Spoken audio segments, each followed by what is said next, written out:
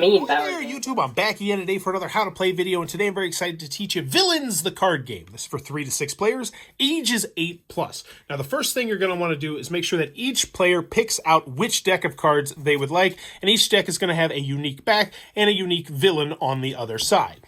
Any decks that aren't picked by players can go back into the box. You will not need them. So right now we're going to set up a 3-player game. Next, you need to decide if you're going to play the beginner mode or the advanced mode. I'm going to teach you the beginner mode first, and then I'll show you how the advanced mode works at the end of the video. It's only a minor tweak to the game. So to set up the beginner mode, each player is going to get out the 2 black back cards they have in here. These are certain asymmetrical special abilities that each villain will have, and I'll explain those once again at the end of the video, but for the beginner game, those are not in the deck. Now, each player is then going to take all their cards, they're going to shuffle them up, they're going to flip over 1 card into the center in front of them, and then they're going to draw a hand of 4 cards that they can look at, but no one else can see.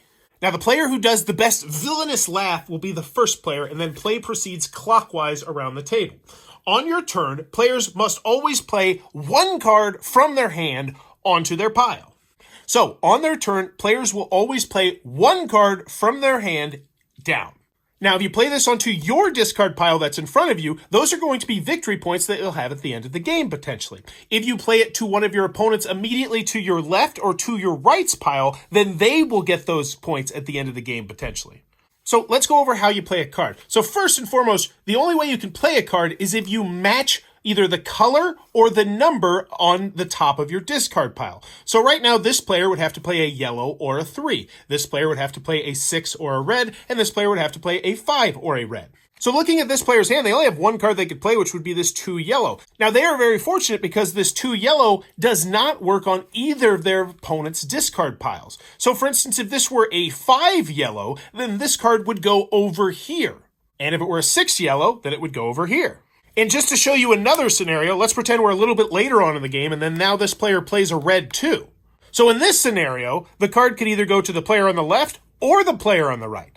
And in this case, whoever played the card would then get to decide which player they're going to give the points to. And yes, you always have to give the card to one of your opponents before you keep it for yourself. So you have to be very careful about what you play in front of yourself. And it's important to note you're only looking at the players right next to you. If there was another player over here, it would not matter what was on top of their discard pile for this player right here.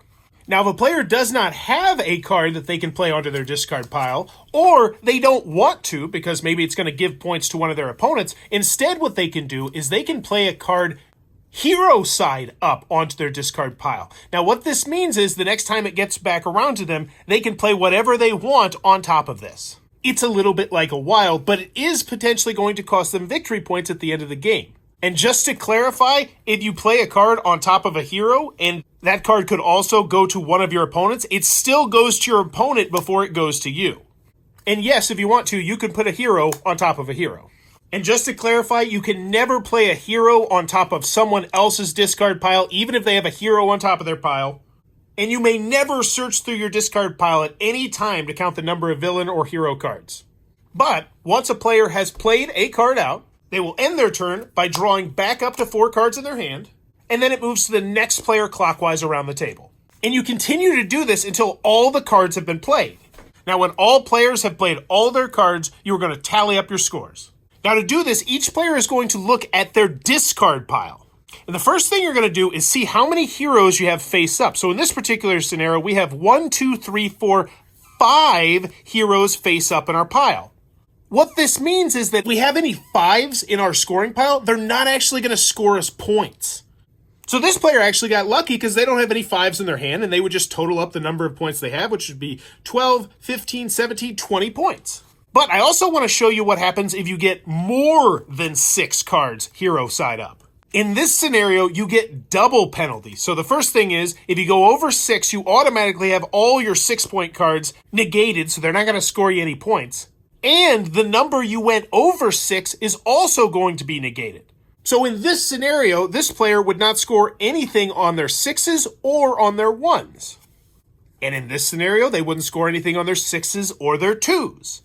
However, the player with the most points has the strongest team of villains, and they win the game. If there's a tie, the player with the most points canceled by hero cards is the winner, and if there's still a tie, there are multiple winners. But that's how you play the beginner's version of the game. Now we're going to talk about the advanced version of the game and what the cards do. and what the special ability cards in each player's deck do.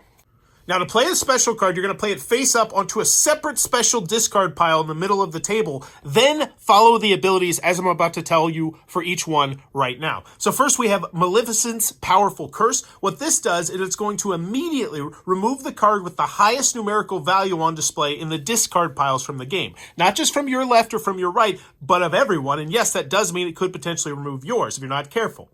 Now, if multiple players have cards with the same highest number showing on their respective discard piles, they all remove their top card and discard them to that special discard pile where these cards go. Next, we have Jafar's Hypnotize. So Jafar is going to pick an opponent to hypnotize. This player must hand over the top card from their discard pile to Jafar, who places it into their hand. This card can be played following normal rules on any of their following turns.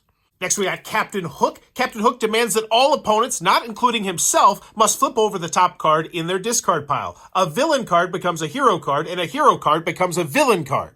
So, for instance, this 6 card on someone else's deck, it's now Ariel.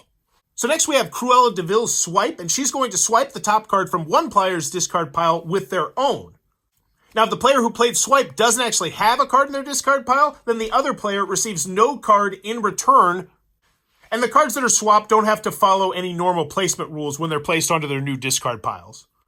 Next, we got Scar with No Escape. Scar picks a card from each opponent's hand and places it face up on the table in front of each respective player. All players must play that face-up card on their next turn. Now, the rules do not say whether Scar actually gets to look at everyone's hand or whether or not it's a random card they pick, so you decide. And last but not least, we have Ursula with Whirlpool. This is going to move all the cards. When Whirlpool is played, Ursula decides whether the top card on all the discard piles move one place to the left or one place to the right. Now, all players must move their cards in the chosen direction. And if a player does not have any cards in the discard pile, then the player next to them does not receive a card, but must still pass on their own card. And once again, cards passed do not have to follow placement rules. But that's how you're going to play Disney Villains, the card game. If it helped you out, please consider giving this a thumbs up. Also, consider subscribing or supporting the Patreon, as I teach new games all the time. So go have some fun, and thanks for your time, YouTube. This video is brought to you by all of my amazing Patreon supporters, and I would love it if you would join their ranks and have your name immortalized in the end of many of my videos for the end of time. But consider for only $1 a month, and as always, thanks for stopping by.